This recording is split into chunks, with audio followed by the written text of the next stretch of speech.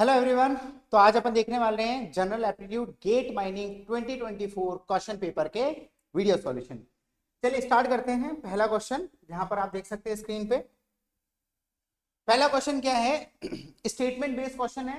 Like topic है syllogism, है ना। सिलोजिज्म टॉपिक से क्वेश्चन पूछा गया है। स्टेटमेंट क्या है? All heroes are winner. Statement 1, all heroes are winner and statement 2, all winners are lucky people. तो क्या होता है बेटा, पहले स्टेटमेंट होता है, उसके ऊपर इन्फरेंसेस होते हैं। तो स्टेटमेंट के बेस पे पहले आपको डायग्राम बनाना होता है। जैसा कि मैंने पढ़ा है बिल्कुल उसी तरीके से फॉलो करेंगे। सबसे पहले आपको क्या करना है? डायग्राम बनाना है। अब डायग्राम बिल्कुल तरीके से बनाते हैं, ध्यान से देखो। All heroes are winner, all heroes, है ना। ऑल हीरोज को मैं एच से डिनोट कर रहा हूं। All heroes, all heroes are winner, है ना। All heroes are winner. तो अब मैं यहां पर एक सेकंड रुकना। तो अब मैं यहां पर विनर का लिखूंगा, all heroes are winner and all winners are lucky people. तो सबसे पहले मैं विनर का भी एक और सर्कल बनाऊंगा। विनर का सर्कल बनाएंगे अपन, ठीक है। ये बन गया अपने विनर का सर्कल, ये बन गया आपके विनर का सर्कल। विनर के सर्कल को मैं डब्ल्यू से बोल रहा हूं। Got it? यहां तक चीजें क्लियर?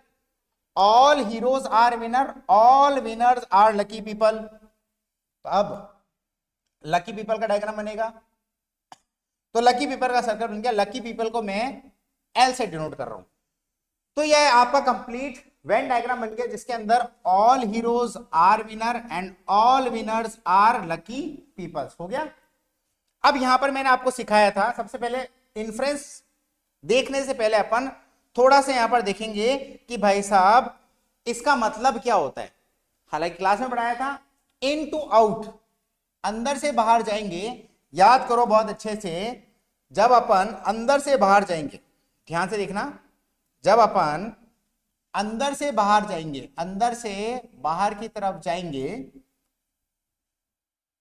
तो अंदर से बाहर में क्या होता है? ऑल, जो भी ऑल वाले स्टेटमेंट है वो सारे सही हो जाते हैं और सम वाले स्टेटमेंट भी सारे सही हो जाते हैं। Got it? यहां तक तो चीजें क्लियर है। अब जब अपन बाहर से अंदर आते हैं, जब अपन बाहर से अंदर आते हैं, तब क्या हो जाते हैं? सारे ऑल वाले स्टेटमेंट हो जाते हैं रॉन्ग, बट सम वाले स्टेटमेंट्स हो जाते हैं सारे सही। Got it? यहां तक चीजें क्लियर? मेरे ख्याल से यहां तक चीजें क्लियर होंगी। अब ध्यान से देखते हैं पहला स्टेटमेंट क्या बोल रहा है। अब इन्फ्रेंस क्या बोल रहा है? All lucky people are heroes, all lucky people, lucky people ये रहा, all lucky people are heroes, all lucky people are heroes, मतलब बाहर से अंदर की तरफ आ रहे हैं, है ना। बाहर से अंदर आ रहे, तो ऑल वाला इन्फ्रेंस क्या हो जाएगा आपका? रॉन्ग। ऑल वाला इन्फ्रेंस मेरा हो जाएगा रॉन्ग। तो पहला वाला इन्फ्रेंस मेरा हो गया रॉन्ग, क्योंकि all lucky people are heroes wrong हो गया। बिल्कुल क्लियर है यहां तक? आगे क्या बोल रहा है? Some lucky people are heroes, some lucky people are heroes, some वाला इन्फ्रेंस सही हो जाएगा। सम वाला इन्फ्रेंस आपका यहां पर सही हो जाएगा। मेरे ख्याल से यहां तक चीजें क्लियर है, कोई डाउट नहीं। अगला क्या इन्फ्रेंस? थर्ड वाला, सम विनर्स आर हीरोज, बाहर से अंदर सम विनर्स आर हीरोज, बाहर से अंदर, तो सम वाला क्या हो जाएगा? सही हो जाएगा। तो सम विनर्स आर हीरोज। तो क्या हो गया भैया? स्टेटमेंट के बेस पे डायग्राम बना है। इन्फ्रेंस में पहला इन्फ्रेंस रॉन्ग है, बाकी दो सही है, सेकंड और थर्ड। तो which of the above inference can be logically deducted from statement 1 and 2 is only 1 and 2 wrong, only 2 and 3 बिल्कुल सही बात है, ओनली 2 and 3 बिल्कुल करेक्ट है, ओनली 2 and 3 करेक्ट है। ओनली 1 and 3 नहीं सर, गलत। ओनली 3 गलत। तो option B is the answer of this particular question. तो यहां पर जो आंसर हो जाएगा वो आपका क्या हो जाएगा? Option number B. मेरे ख्याल से यहां तक चीजें क्लियर है, किसी को कोई डाउट नहीं होगा। चलते अपन नेक्स्ट क्वेश्चन में। अगला सवाल क्या पूछ रहा है? A student was supposed to multiply real number p. A student was supposed to multiply real number p with another positive real number q. मतलब एक्चुअली में स्टूडेंट को क्या करना चाहिए था? सॉल्यूशन की तरफ बढ़ते हैं। एक्चुअली में एक्चुअली में स्टूडेंट को क्या करना था, P को Q से मल्टीप्लाई करना था। इंस्टेड का मतलब ये करने की जगह वो क्या करता था, the student divide P by Q। ठीक है, student divide P by Q, P by Q। Actually में तो ये करना था। ठीक है, मिस्टेक क्या कर दी उसने, मिस्टेक क्या कर दी उसने, P को Q से डिवाइड कर दिया, ये तो उसने मिस्टेक कर दी। If the percentage error, obvious ही बात है यार, भैया क्या बोलना चाह रहा है, 4 को 2 से मल्टीप्लाई करना था, आंसर क्या आता, 8। 4 को 2 से डिवाइड कर दिया, आंसर क्या आ गया, 2। अरे हाँ या ना, क्या यहां तक चीजें क्लियर, मेरे ख्याल से यहां तक चीजें क्लियर है। तो बोल रहा भैया जो एरर है, हालांकि ये तो मैंने आपको रेफरेंस दिया है, ये एक्चुअल नंबर नहीं थे, बट 8 और 2 में डिफरेंस है, आंसर में डिफरेंस है भैया, आना चाहिए था आंसर 8, आ गया आंसर 2। कुल मिला के फील करो इस क्वेश्चन को, जैसे मान लो तुम एक बहुत बड़ा क्वेश्चन सॉल्व कर रहे हो, और जहां पर आपको क्वेश्चन सॉल्व करते करते जहां आपको मल्टीप्लाई करना था ड्यूरिंग द क्वेश्चन, आपने क्या कर दिया, वहां बीच में किसी कैलकुलेशन डिवाइड कर दिया, तो ऑब्वियस सी बात है आपका आंसर गलत आएगा, जो एक्चुअल आंसर है वो आपका गलत आ जाएगा। तो वो यही बोलना चाह रहा है कि भैया एरर क्या हो गया, एरर है 80%, 80% का एरर कर चुका है वो। भाई साहब मल्टीप्लाई की जगह डिवाइड करोगे तो एरर तो बड़ा हो गई, तो यहां पर क्या हो गया भैया, एरर जो परसेंटेज एरर आया स्टूडेंट के आंसर में वो 80% आया, because of this mistake. The value of Q is, तो यहां पर 80% एरर के बाद यहां पर वैल्यू ऑफ क्यू आपको पूछा गया है। अब क्या करेंगे, एरर निकालने का फॉर्मूला, एरर निकालने का फॉर्मूला जो कि अपन ने मैथ्स में ही पढ़ा है, एरर निकालने का फॉर्मूला कितना होता है, error is equals to actual minus mistake upon actual into 100। ये हो जाता है परसेंटेज एरर, ये हो जाता है आपका परसेंटेज एरर का फॉर्मूला। मेरे ख्याल से यहां तक चीजें क्लियर है। बाकी जिन बच्चों ने पढ़ा है मुझसे उनको दूसरे तरीके पता भैया एरर कैसे निकालते हैं, बट कोई बात नहीं, ये वाला तरीका भी पता होना चाहिए आपको। ये फॉर्मूला वाला है, परसेंटेज एरर का फॉर्मूला है actual minus mistake upon actual into 100। यही परसेंटेज एरर आपको क्वेश्चन में कितना दिया है, यही परसेंटेज एरर आपको क्वेश्चन में दिया है 80। यही परसेंटेज एरर आपको क्वेश्चन में कितना दिया है, 80। ओके, अब कैलकुलेशन करेंगे। परसेंटेज एरर क्वेश्चन में आपको 80 दे रखा है, तो परसेंटेज एरर 80 लिखा। अब एक्चुअल कितना है, पी क्यू, एक्चुअल कितना है पी क्यू, माइनस मिस्टेक कितना है P by Q, minus mistake कितना है P by Q upon upon P Q minus P by Q upon actual फिर से कितना है पी क्यू इंटू 100। मेरे ख्याल से यहां तक चीजें क्लियर है। तो परसेंटेज एरर हो गया P Q minus P by Q upon P Q into 100 is equal to 80। अब इसको फर्दर सॉल्व करेंगे तो भाई साहब एक काम करो, 100 को तो यहां ले आओ और पी क्यू से आप डिवाइड कर दो, तो P Q upon P Q upon P Q minus P by Q minus P by Q upon P Q is equal to 80 by 100 is equal to 80 by 100। इसी तरीके सॉल्व करना है। 80 by 100 क्या हो जाएगा आपका 0.8। अब मैंने इसको फर्दर सॉल्व किया तो ये हो जाएगा 1 माइनस, अब कौन कौन ये बात समझ चुका है कि यहां पर क्या हो जाएगा आपका, ये क्यू नीचे तो चल जाएगा, तो P upon P Q square is equal to 0.8। यहां पर क्या देखने को मिल रहा है आपका, P से P हो गया कैंसिल और 0.8 को इधर ले जाओ और 1 अपॉन क्यू स्क्वायर को उधर ले जाओ। 0.8 को इधर लेके आए और 1 अपॉन क्यू स्क्वायर को उधर लेके गए, तो 1 upon Q square is equal to 1 minus 0.8, 1 minus 0.8 कितना हो गया आपका 0.2, और 0.2 कितना होता है आपका 1/5। मेरे ख्याल से यहां तक चीजें क्लियर। अरे हाँ या ना, 1 माइनस 0.8 0.2 होता है, 0.2 कितना होता है, यहां से हटाओ, पॉइंट हटा तो नीचे आया 10 और 2 5 10 विच इज 1/5। अब 1 अपॉन क्यू स्क्वायर 1/5 है, 1 अपॉन क्यू स्क्वायर 1/5 है, तो आपका क्यू स्क्वायर कितना हो गया, क्यू स्क्वायर आपका 5 हो गया। तो यहां से आपको क्यू की वैल्यू कितनी आ गई, आपकी क्यू की वैल्यू आ गई √5। ये हो गया आपका answer, Q is equals to √5। Okay, तो कौन सा ऑप्शन करेक्ट है, ऑप्शन ए नहीं, ऑप्शन बी √2 नहीं, ऑप्शन सी 2 नहीं, option D is √5 is the answer of my this particular question. मेरे ख्याल से आते चीजें आपको क्लियर है। चलिए नेक्स्ट क्वेश्चन देखते हैं। अगला सवाल क्या पूछा जा रहा है? अगला सवाल क्या पूछा जा रहा है आपको? if the sum of the first 20 consecutive positive odd number is divided by 20 square, divided by ये है 20 का स्क्वायर है ना, ये 20 का स्क्वायर है, द रिजल्ट इज। आप सॉल्यूशन देखते हैं, ध्यान से समझना। if the sum of first 20 consecutive positive odd number, first 20 consecutive positive odd number, odd number है वो पॉजिटिव है। पॉजिटिव ऑड नंबर कौन से होते हैं? 1 + 3 + 5 + 7, क्या सारे ऑड नंबर? इन सबको प्लस करेंगे, इन सबको प्लस करेंगे, ठीक है। इसका जो भी सम आएगा, इसका प्लस करने के बाद जो 20, टोटल कितने हैं भाई? क्वेश्चन को ध्यान समझो, टोटल कितने हैं? Number of terms, number of terms है भाई साहब। नंबर ऑफ टर्म्स कितने, मतलब n की वैल्यू कितनी है? नंबर ऑफ टर्म्स है 20। तो नंबर ऑफ जो 20, ऐसे जैसे ये पहला टर्म हो गया, ये फर्स्ट हो गया, ये सेकंड हो गया, थर्ड हो गया, फोर्थ हो गया, ऐसे number of terms, total number of terms कितने हैं? 20, वो इक्वल टू आ गया s। आपको क्या पूछा गया है? आपको सवाल में पूछा गया है आस्किंग क्या पूछा है? आस्किंग s/20 का स्क्वायर। ये सवाल आपको पूछा गया है कि डिवाइडेड बाय 20 स्क्वायर करेंगे सम को, तो आंसर क्या आएगा?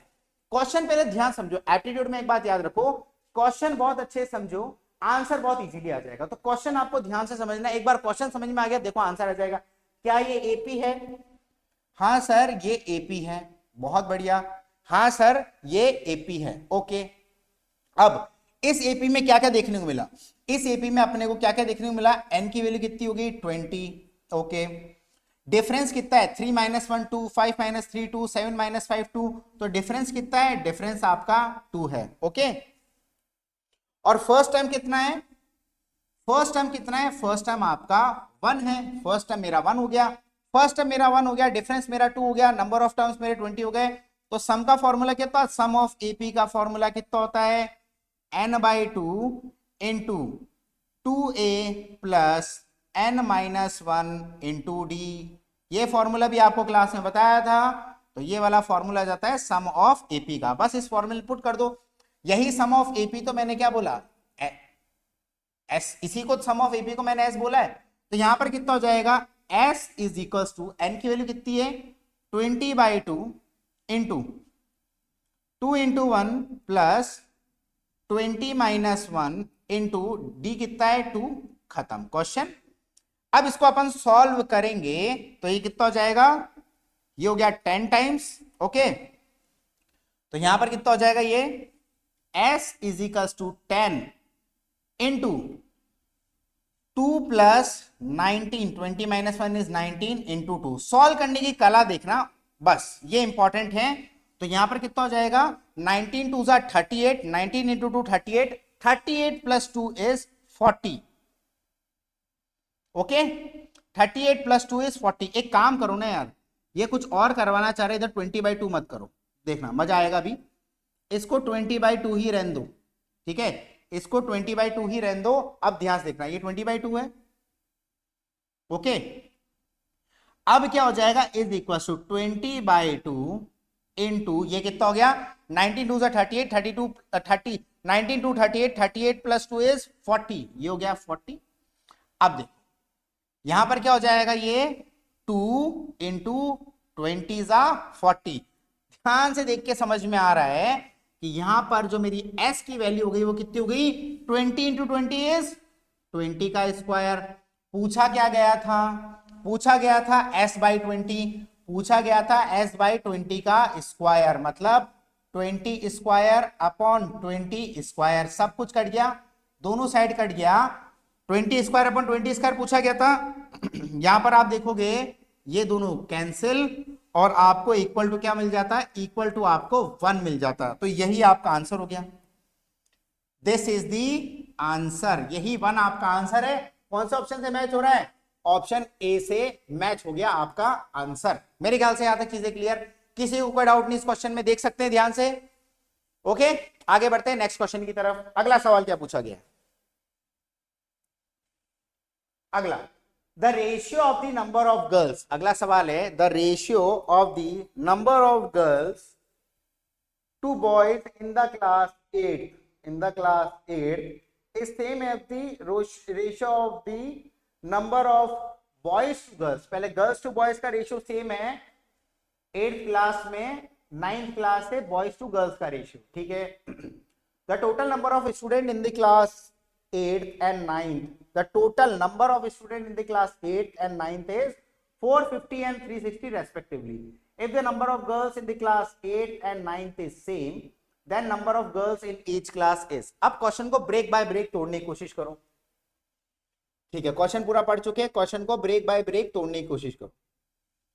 सबसे पहले मैं क्या करूंगा, 8th क्लास की बात करूंगा। सबसे पहले मैं 8th क्लास की बात करूंगा। 8th क्लास में क्या बोला है? 8th क्लास में क्या बोला है? The girls to boys ratio in the 8th class is same as the boys to girls ratio in the class 9th। और टोटल कितने भैया 8th में 450, मतलब boys in 8th class plus girls in 8th class total कितना है 450। और यहां पर क्या बोला गया है अगला, the number of girls in the class 8th and 9th is same, ठीक है भाई। तो गर्ल्स जो क्लास के अंदर कितनी बोली है, ये तो चीज यहां तक क्लियर होगी। और क्या बोला गया है कि girls in 8th class equal है गर्ल इन 9th क्लास के, जिसको मैं जी बोल देता हूं। मेरे ख्याल से यहां तक चीजें क्लियर।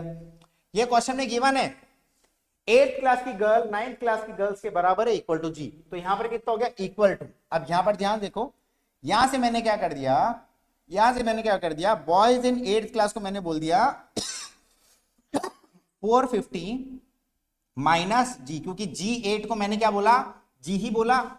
कुल मिला के मैंने ये कर दिया boy in 8th class plus girl in 8th class को, जिसको जी बोल दिया, इज इक्वल्स टू 450। ये तो हो गई एक इक्वेशन। अब 9th क्लास में क्या बोला है, 9th क्लास की बात कर देते हैं। 9th क्लास में भी क्या भैया, बॉयज इन 9th क्लास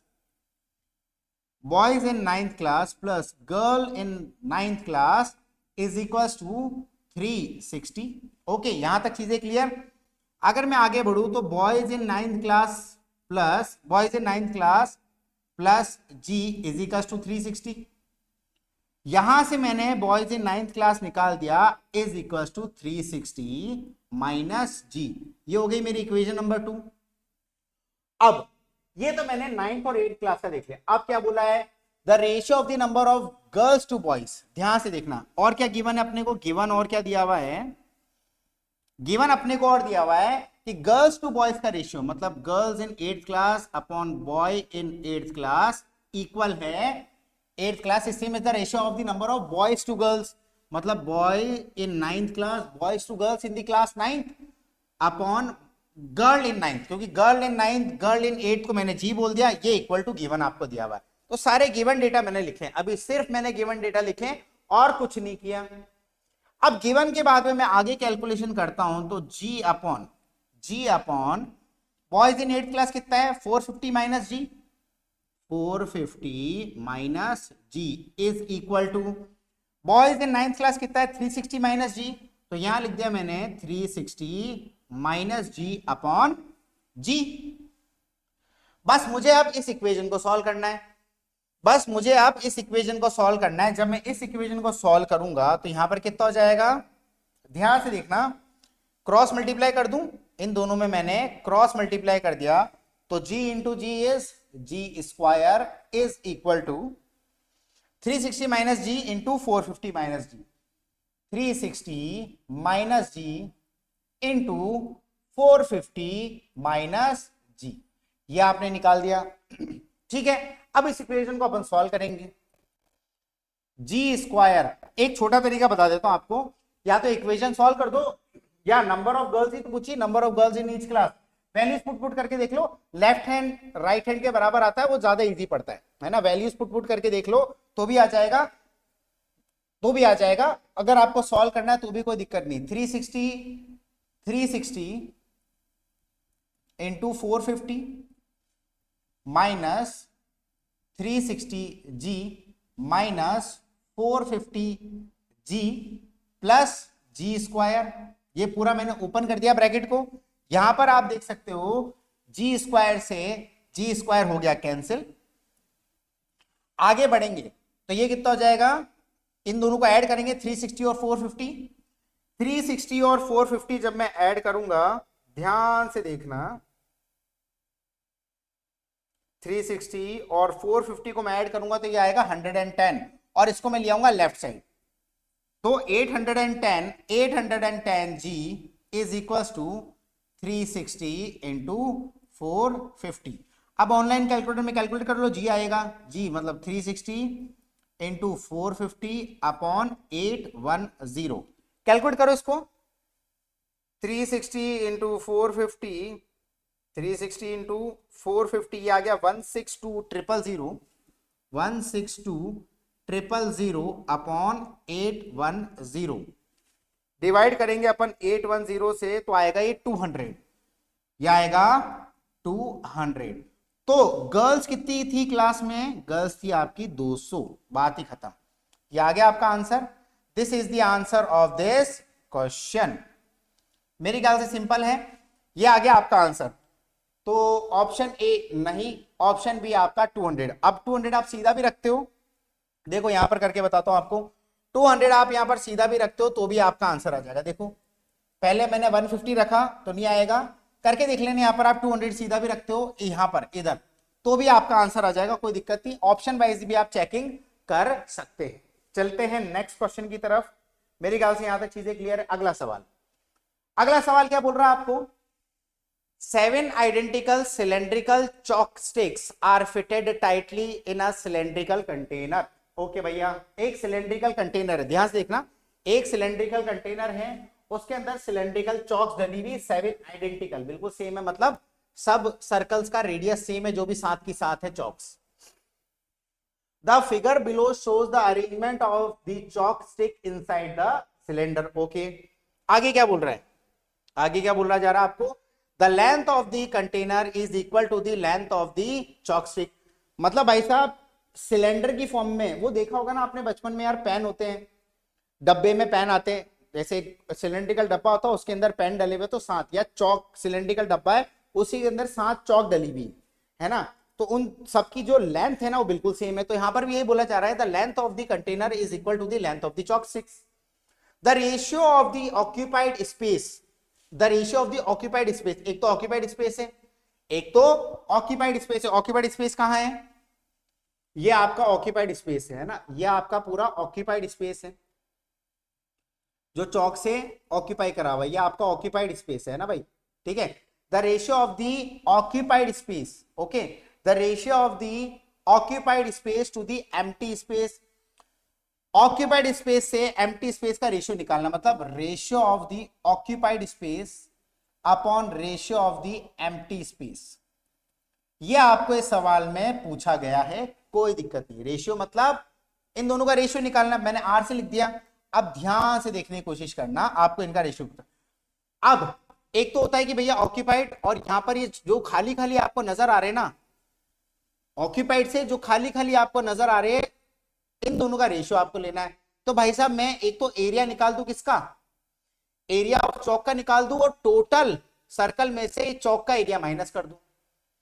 एक तो मैं एरिया ऑफ चौक निकाल दूं, एरिया ऑफ चौक या chalk sticks, area of chalk sticks में से टोटल एरिया, टोटल एरिया जो है, एरिया किसका है, सिलेंडर का, जो टोटल जो एरिया ऑफ द सिलेंडर है उसमें से मैं area of chalk sticks minus कर दूं। पूछा तो यही है, पूछा तो यही है। ऊपर वाली क्या है, ऑक्यूपाइड स्पेस, ऊपर वाली क्या हो गई आपकी ऑक्यूपाइड स्पेस, है ना, क्योंकि जो चौक स्टिक से जो एरिया कवर्ड है वो ऑक्यूपाइड है, अपॉन अपॉन सिलेंडर के एरिया में से ऑक्यूपाइड स्पेस माइनस कर दी तो बची हुई स्पेस आ गई, वो क्या हो गई, एम्प्टी स्पेस। एम्प्टी स्पेस, क्या इन्हीं का ही तो रेशियो पूछा है, क्या इन्हीं का ही तो रेशियो पूछा है, ये सवाल आपको इस क्वेश्चन में पूछा गया है। अभी तक अपन सिर्फ सवाल डिस्कस कर रहे हैं, अभी तक अपन सिर्फ सवाल डिस्कस कर रहे हैं। मैंने ये बोला एप्टीट्यूड में सवाल ध्यान से पढ़ना इंपॉर्टेंट होता है। अब अपन इसको सॉल्व करते हैं भैया। सबसे पहले चॉक स्टिक का एरिया निकालेंगे। सबसे पहले अपन क्या करेंगे, सबसे पहले एरिया ऑफ चॉक स्टिक्स निकालेंगे। ध्यान देखो, छोटा वाला सर्कल लो। अब यहां पर मैं एक चीज बोलना चाहूंगा, ध्यान से देखने की कोशिश करना। इसको हटा रहा हूं, ये तो आप समझ में आ गई। अब इसको सॉल्व कैसे करना है, इसको थोड़ा ध्यान से देखना। चौक के एरिया को मैं ले रहा हूं, चौक के एरिया को मैं ले रहा हूं स्मॉल आर, है ना। चौक के एरिया को नहीं, सॉरी, चौक के रेडियस को मैं ले रहा हूं स्मॉल आर, ठीक है। चौक के रेडियस को मैं ले रहा हूं स्मॉल आर, बहुत ध्यान से देखना। तो चौक का डायमीटर कितना हो गया, 2r। अब यहां पर मैं सिलेंडर का रेडियस या डायमीटर निकालूंगा, जो हो गया टोटल डायमीटर सिलेंडर का। इस डायमीटर में कितने आ गए, 2r ऊपर छोटे वाले में, यहां 2r, यहां 2r, ठीक है। अब मैं यहां से निकालना चाहूंगा, तो सबसे पहले radius, radius of chalk sticks कितना है, स्मॉल आर। तो रेडियस ऑफ सिलेंडर कितना हो गया, क्या टोटल डायमीटर डिवाइडेड बाय 2 हो जाएगा। डायमीटर कितना हो गया, r प्लस आर, 2r, फिर 2r, फिर 2r, 6r, 6r divided by 2, क्योंकि 6r तो क्या हो जाएगा, डायमीटर। अरे नहीं समझ में आया क्या, ये जो डायमीटर आया है, ये डायमीटर कितना है 6r, और डायमीटर अपॉन 2 कितना हो जाएगा, रेडियस। तो डायमीटर अपॉन 2 हो गया radius, which is equal to 3r। तो भैया रेडियस ऑफ चॉक स्टिक्स हो गया r, रेडियस ऑफ सिलेंडर हो गया 3r। रेडियस क्यों पूछ रहे हैं अपन, भैया एरिया क्या होता है सर्कल का, पाई आर स्क्वायर, तो रेडियस तो चाहिए अपने को। तो एरिया ऑफ चॉक स्टिक्स क्या हो जाएगा, पाई आर स्क्वायर, क्योंकि रेडियस ऑफ चॉक स्टिक तो मैंने आर ही बोला। And second area of cylinder क्या हो जाएगा, एरिया ऑफ सिलेंडर क्या हो जाएगा, एरिया ऑफ सिलेंडर क्या हो जाएगा, पाई इंटू 3r का होल स्क्वायर। तो कितना हो जाएगा ये, 9 टाइम्स पाई आर स्क्वायर। अब सीधा ये नहीं पुट कर देना इधर, सीधा ये नहीं पुट कर देना, ये सिर्फ एक चॉक स्टिक का एरिया है, एरिया ऑफ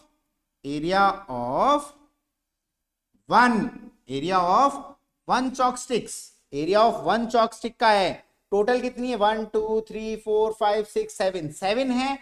तो भाई साहब एरिया ऑफ, तो यहां पर ध्यान से देखना, यहां पर क्या बोलूंगा, अगर मैं आगे बढ़ूं तो एरिया ऑफ 7 चॉक स्टिक कितना हो जाएगा, 7 टाइम्स दिस, तो ये हो जाएगा 7 पाई आर स्क्वायर, हाँ या ना।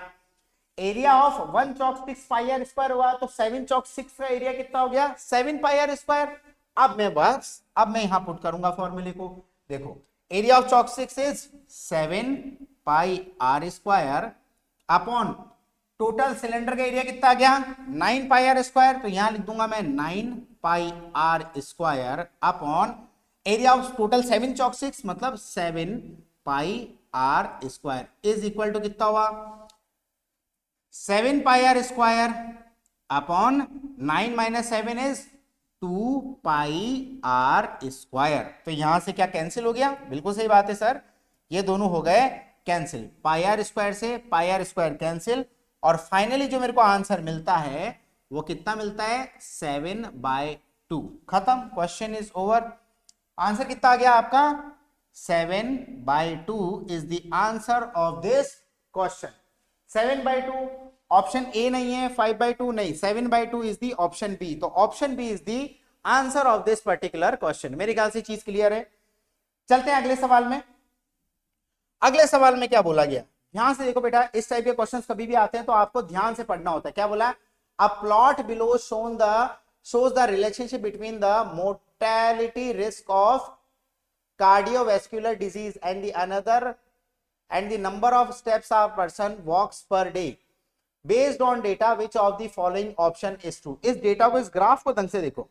कभी भी ग्राफ वाले सवाल आते हैं, कभी भी आपके सामने, जब भी आपके सामने ग्राफ वाले सवाल आए तो इसके अंदर ग्राफ को देखो एक बार और फिर क्वेश्चन के हिसाब से अपना आंसर निकालने की कोशिश करो। क्वेश्चन क्या बोल रहा है, द रिस्क रिडक्शन, ऑब्वियस सी बात है भैया, स्टेप्स पर डे जितना ज्यादा उतना ज्यादा आपको रिस्क हो रहा है आपका डिक्रीज, क्योंकि यहां पर क्या बोल रहा है, mortality risk of cardiovascular disease, जितना ज्यादा स्टेप काउंट बढ़ेगा उतना उतना रिस्क डिक्रीज होगा। ठीक है, ये बोल रहा है कि रिस्क रिडक्शन इंक्रीज हो गया on the steps per day from 0 to 1000। देखते भाई, 0 to 1000 रिस्क रिडक्शन क्या हुआ, मोर्टेलिटी ऑफ दी, हाँ ठीक है ओके। तो यहां पर क्या होगा, risk reduction on increasing, risk reduction on increasing steps per day from 0 to 1000 is less. बोल रहा भैया 0 से लेकर 1000 तक, 0 से लेकर 1000 तक, यहां गए अपन 0 से 1000, 0 मतलब 0 पे कितना था, 0 पे कितना था 1, 1000 पे कितना है 0.2, कितना आया डिफरेंस, ये डिफरेंस कितना है 1 माइनस 0.2 इज इक्वल टू 0.8।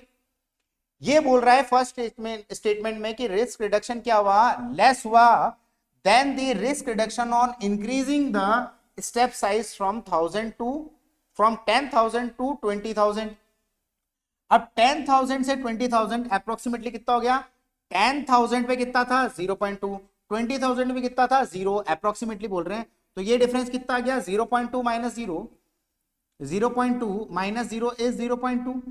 अब ये बोल रहा है कि भाई साहब 0 से लेकर 10,000 तक आपका रिस्क रिडक्शन लेस था, नहीं सर, 0 से 10,000 पे मेरा रिस्क रिडक्शन कितना है 0.8, 0.8। तो यहां से समझ में आता है कि जो आपका 0.8 है वो ज्यादा है 0.2 से, बट यहां क्या बोल रहा है, यहां बोल रहा है इज लेस, बात ही खत्म हो जाती है यहीं पर ही।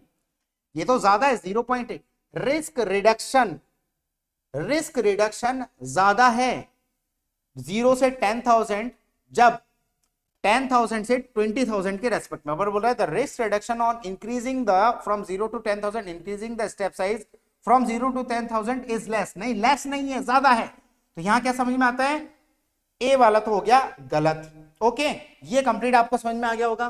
तो इस तरीके से आपको ग्राफ के क्वेश्चन देखने होते हैं। हटाओ, चलो अगले अपन ऑप्शन पे देखते हैं। नेक्स्ट ऑप्शन क्या पूछा जा रहा है, अगला ऑप्शन क्या है, the risk reduction on increasing the steps per day from 0 to 5,000, 0 से लेकर 5,000।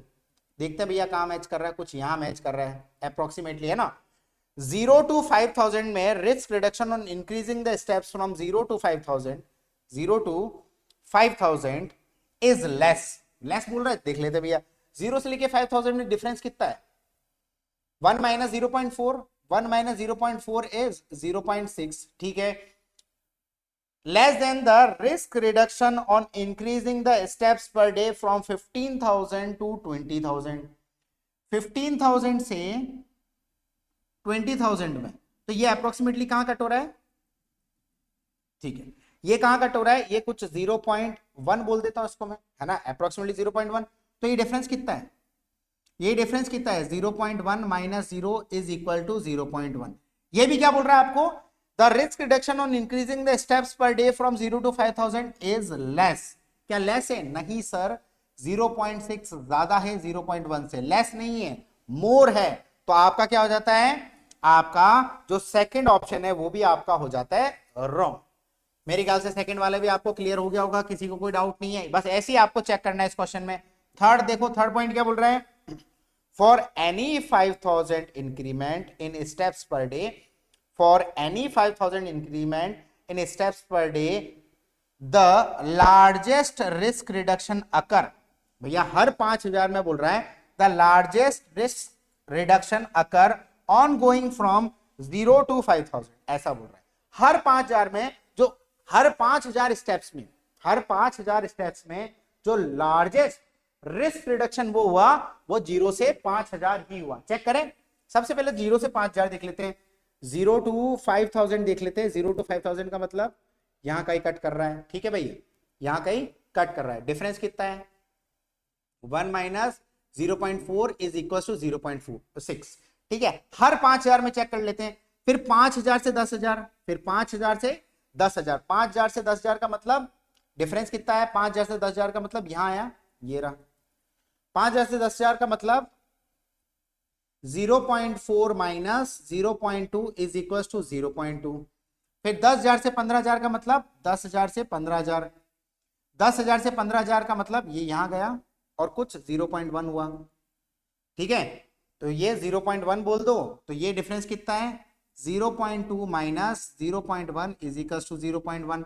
और 15,000 से 20,000 का मतलब कुछ मान लो यार, ये डिफरेंस कितना है, अप्रोक्सीमेटली 0.1 माइनस 0 इज 0.1। लार्जेस्ट, फिर से पढ़ेंगे स्टेटमेंट नंबर 3, क्या बोल रहा है, फॉर एनी 5000 इंक्रीमेंट, हर 5000 का इंक्रीमेंट देख लिया अपन ने, for any 5000 increment in steps per day the largest risk reduction occur on going from 0 to 5000। क्या ये बात सही बोल रहा है? बिल्कुल सही बोल रहा है यार। लार्जेस्ट रिस्क रिडक्शन 0 से 5000 मिला हर 5000 में, बिल्कुल करेक्ट, ऑप्शन नंबर सी, बात खत्म।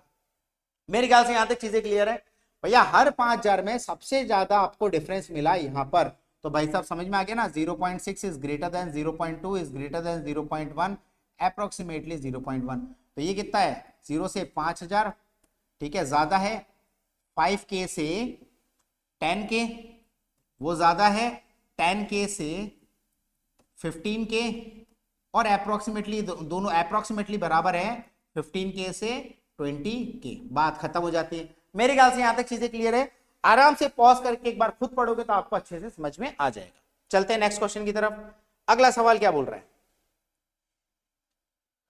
अगला सवाल बोल रहा है 5 cubes are of identical size, 5 cubes are of identical size and another smaller cube are assembled as shown in figure A is if viewed from direction x, is if viewed from direction x, ठीक है, the planar image of the assembly appears as figure b, ठीक है।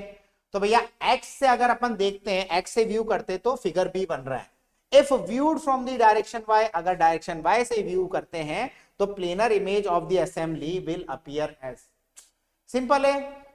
ध्यान से देखो भैया, पहले तो यहां से देखकर, यहां से देख के इसको चिपका दो और इसको टॉप व्यू दे दो, चिपका के इसको टॉप व्यू दे दोगे तो टॉप व्यू देने के बाद आपको इमेज कौन सी दिखेगी, पहले तो चिपकाओ और इसको चिपका के ऊपर से देखो, क्योंकि यहां पर आप अगर आप एक्स से देख के इसको ऊपर से देखोगे टॉप व्यू तो आपको दिखेगा, वाई से चिपका के टॉप व्यू देखो बस, तो टॉप व्यू देखोगे तो यहां पर आपको ये नजर आएगा, ये पार्ट नजर आएगा और ये पार्ट नजर आएगा, नोटिस करना, और कुछ नजर नहीं आएगा। आप नोटिस करो तो इस पूरे डायग्राम में आपको एक तो ये वाला पार्ट नजर आएगा, ठीक है, एक आपको ये वाला पार्ट नजर आएगा, ठीक है, और एक आपको ये वाला पार्ट नजर आएगा, ठीक है, ये और ये। अब इसको चिपका के ऊपर बनाओ, तो चिपका के ऊपर बनाओगे तो क्या बनेगा, सबसे पहले अपन ऊपर वाला बनाते हैं, सबसे पहले अपन ऊपर वाला बनाते हैं, ये वाला ऊपर वाला ये बन गया, ठीक है, ओके। फिर उसके बाद में ये नजर आएगा पूरा पूरा, क्या है ये, यहां पर आप नोटिस करो तो ये पूरा क्या है आपका, पूरा क्या है आपका, एक स्क्वायर, एक स्क्वायर है, तो यहां बन जाएगा एक और स्क्वायर, बन गया, आया ना। और ये नीचे वाला पूरा नजर आ रहा, मतलब दो स्क्वायर है ये टोटल, आप देखोगे तो यहां पर आप देखोगे कि दो स्क्वायर है, दो स्क्वायर है। अब दो स्क्वायर आप बना दो, खत्म है क्वेश्चन, ठीक है, दो स्क्वायर आपने बना दिए तो ये बनेगा इस तरीके से, ये बन गया आपका डायग्राम, कंप्लीट हो गया।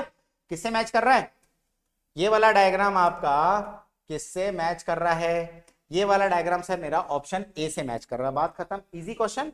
तो option A is the answer of this question. Next question की तरफ चलते हैं। अगला सवाल क्या पूछ रहा है, visualize a cube, visualize a cube that is held with one of the four body diagonals aligned to the vertical axis, okay, rotate the cube about this axis such that its view remains unchanged, the magnitude of the minimum angle of rotation. One, visualize a cube that is held with one of the four body diagonals, okay, four body diagonals aligned to the vertical axis, four body diagonals. सबसे पहले अपन देख लेते हैं, सबसे पहले अपन cube बनाते हैं, ये क्यूब बना दिया, ठीक है, ओके। तो पीछे वाला ये फ्रंट है, ध्यान देखना मैं जो बना रहा हूं उस डायग्राम को थोड़ा ध्यान से देखना, एक फ्रंट है एक आपका बैक है, रेड वाला आपका फ्रंट है और ये वाला आपका बैक है, ओके। अब इसको मैं कंप्लीट करता हूं इस क्यूब को,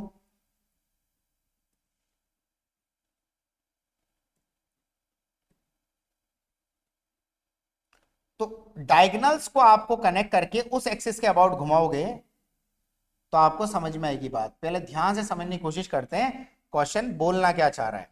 क्वेश्चन आपका बोलना क्या चाह रहा है, मतलब भाई साहब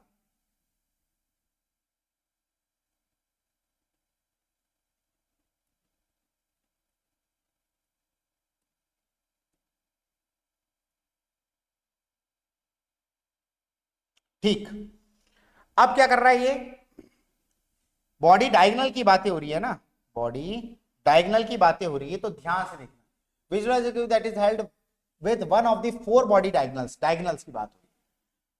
अब अगर मैं बोलूं कि ये पीछे की साइड है, या आपका एक पीछे की साइड है और ये आपका आगे की साइड है, ये पीछे की साइड है या आपकी आगे की साइड है, और इसके अबाउट अब जब आप घुमाओगे, इसके अबाउट, इस एक्सिस के अबाउट आप घुमाओगे तो आपको समझ में आएगा कि भाई साहब व्यू चेंज नहीं होना चाहिए। दो पॉइंट का ध्यान से ध्यान रखो, यहां पर क्या बोला है, vertical rotate the cube about this axis, इस एक्सिस के अबाउट रोटेट करना है such that its view remains unchanged, इसका व्यू अनचेंज होना चाहिए, और magnitude of minimum angle of rotation, एक तो व्यू आपका अनचेंज रहना चाहिए और साथ में कितने मिनिमम एंगल ऑफ रोटेशन आपको देना पड़ेगा।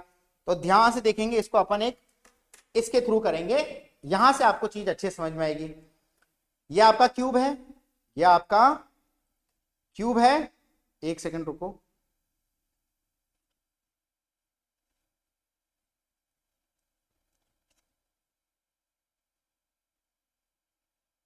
ठीक।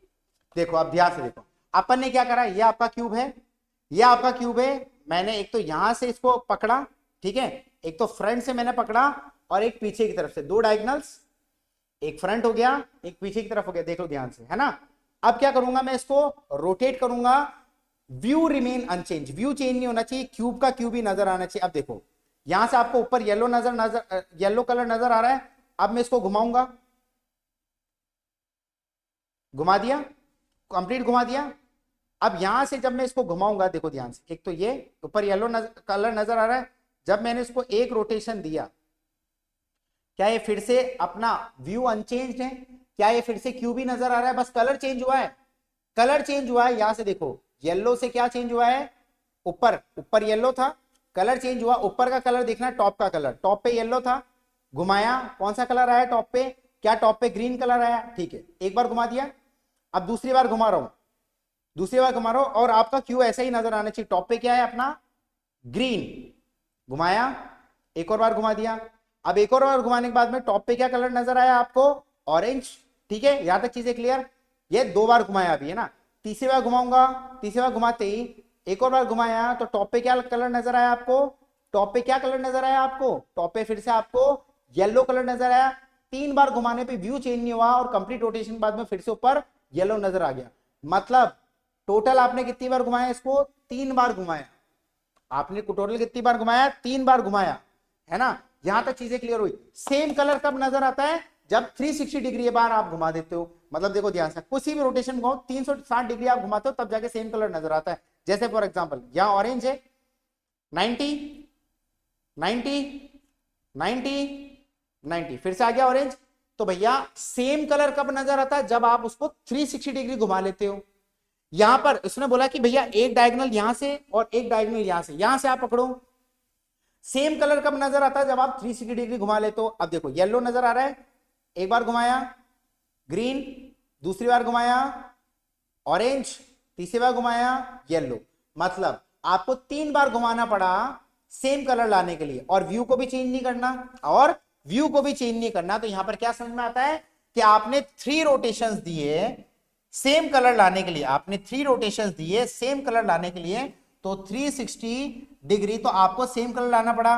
कितनी बार घुमाया आपको, वही सेम कलर लाने के लिए 3 बार घुमाना पड़ा, मतलब same view, view remain unchanged, same view लाने के लिए आपको एक रोटेशन चाहिए था क्यूब बनाने के लिए, वो एक रोटेशन में कितने डिग्री घुमाया, 3/360 which is equal to 120 degree.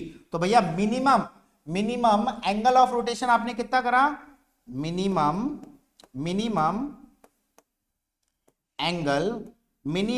Angle of rotation आपको करना पड़ा कितना, मिनिमम एंगल ऑफ रोटेशन आपको 120 डिग्री करना पड़ा। ये हो गया इस क्वेश्चन का आंसर। तो which is option number A, which is option number A. मेरी ख्याल से यहां तक आपको चीजें क्लियर होंगी। यही चीज आपको यहां पर क्या बोला, इसी क्वेश्चन में क्या बोला, held with one of the four body diagonals, किसी को इन दो को पकड़ लो, या इसको या इसको पकड़ लेते, ठीक है, या इसको पकड़ लेते, या इसको पकड़ लेते। पूरे क्यूब में 4 बॉडी डायगोनल से, दिस वन, ये और और ये पीछे, तो ये आगे, ये और ये 2, ठीक है ना, फिर ये और ये 3, फिर ये और ये 4, आया ना बात। 4 बॉडी डायगोनल्स में किसी एक को पकड़ लिया, ठीक है। अब यहां पर इसी को पकड़ के रोटेट करके देख रहे, मिनिमम रोटेशन में same view, its view remain unchanged, same view आपको मिनिमम कितने रोटेशन मिल रहा, मतलब वही बात हो गई ना यार, ये था येलो। अब इसको, इस क्यूब को सेम व्यू रखना है, तो ये जब मैंने घुमाया ऊपर आ गया ग्रीन। ये कितना एंगल रोटेशन करना पड़ा, 120 करना पड़ा। फिर घुमाया, अब क्या आया ऊपर, ऑरेंज, 120 और कर दिया 240। फिर घुमाया ऊपर, वापस क्या आ गया आपके पास में, येलो, फिर 120 घुमाया, तो 240 प्लस 120 360 डिग्री। क्या यहां तक चीजें क्लियर है? 2 बातें याद रखो, सेम कलर कब आता है, जब 360 डिग्री आप घुमाते हो। सेम व्यू लाने के लिए आपको 120 डिग्री घुमाना पड़ा। तो आंसर हो गया आपका ऑप्शन ए। मेरी ख्याल से यहां तक आपको चीजें क्लियर होंगी। तो ये हो जाता आपके 2024 क्वेश्चन पेपर के complete video solution of general aptitude. मेरे ख्याल से एक एक क्वेश्चन मैंने आपको बहुत अच्छे समझाया होगा, ठीक है। मिलते हैं अपन नेक्स्ट पेपर के वीडियो सॉल्यूशन में, तब तक के लिए बाय बाय, टाटा।